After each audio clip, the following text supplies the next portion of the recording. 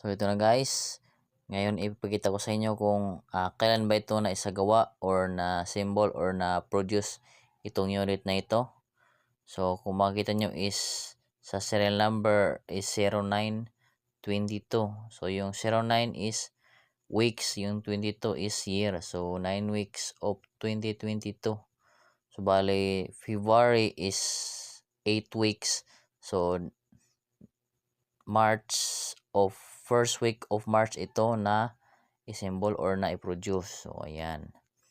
So yun lang ang pagtingin sa kung kailan ito na isagawa. At itong isang unit is kung makikita nyo is 1424 yung serial number niya. So 14 weeks of 2024. So bago lang. So yung 14 is nasa second week of April 2024. So yun lang guys.